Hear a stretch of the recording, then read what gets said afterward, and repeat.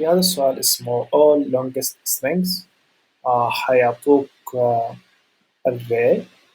بحكي لك طبعا صيغة السؤال إنه given an array of strings راح يعطوك array فيها مجموعة strings كلمات. return another array، رجع array جديدة فيها بس السترينجز اللي يعتبروا أطول إشي. بس معنى الكلام هذا إنه لو شفنا هذا الإكزامبل راح أشرحها بإكزامبل بمثال.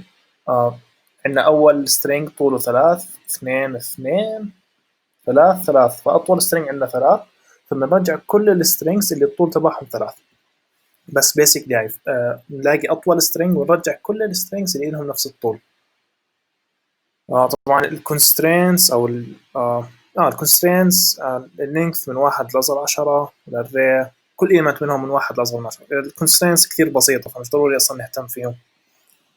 طيب بس أول شيء عشان نلاقي الماكس حتخزن فاريبل اسمه ام، هستعمل الماكس فانكشن، هعطيه الانبوت اري، باقي لي الماكس هون. طبعا باي ديفولت هو حيشوفهم اي ثينك كنمبرز، بس هون انا بدي اياه يشوف اللينث تبع كل سترينج هون، فانا احكي له استعمل اللينث فانكشن، فهو زي كانه حيعمل ماب للاري لللينث تبعونهم ويلاقي الماكس.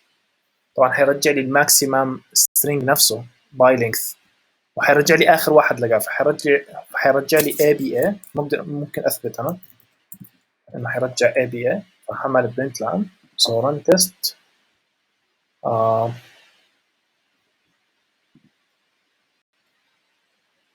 والله عم طبع اي بي اي اللي هو اخر اطول سترينج، صح؟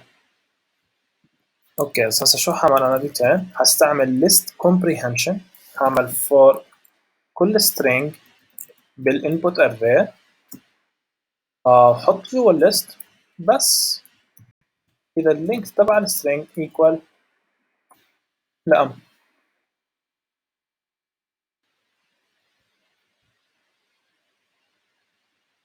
عملت شرط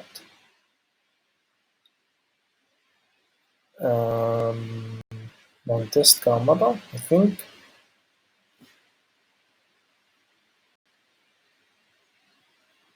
يس سوري، الماكس حيرجع السترينج صح؟ انا بدي اللينك تبع هذا السترينج.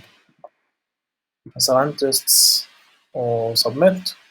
طبعا هو كوريكت بس ممكن نخليه احنا اقصر اذا اخذنا هذا اللاين وحطيناه مكان الام هون سبميت لان 1 لاين وجواب كوريكت. شكرا.